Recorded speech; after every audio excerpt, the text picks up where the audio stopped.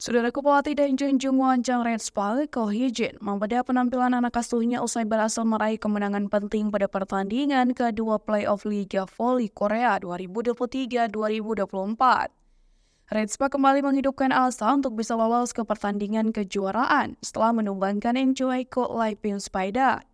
Kemenangan berharga diraih dengan skor 3-1 pada laga yang digelar di Chungmu Gymnasium Daejeon pada Minggu 24 Maret 2024. Tim besutan Ko Hee-jin itu berhasil membalaskan kekalahan dari Pink Spider pada pertandingan pertama. Park Hae-min dan Jong Ho-young yang turun pada laga sebelumnya digantikan oleh Kim Si-in dan Hang So-yi pada posisi outsider dan middle blocker. Hasilnya, taktik tersebut membuahkan hasil ketika kedua pemain tersebut sukses menjalankan tugasnya dengan baik.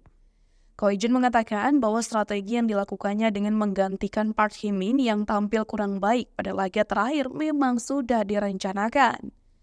Pelatih berusia 43 tahun itu sudah mengira bahwa tim lawan pasti sudah mempersiapkan jika Red Spark tampil dengan Park Hae-min.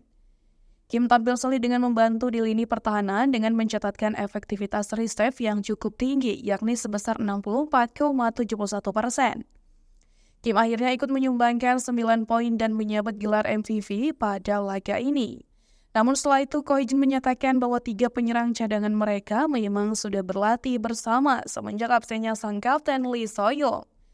Pujian tidak hanya diberikan untuk Kim Si-in, pelatih juga senang dengan penampilan middle blocker Red Spark berusia 39 tahun Hang So-yi.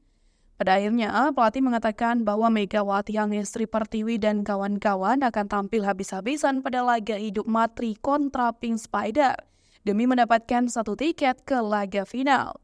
Red Spark akan kembali melawat ke markas Pink Spider pada laga ketiga babak playoff di Samsung World Gymnasium Incheon pada Selasa 26 Maret 2024.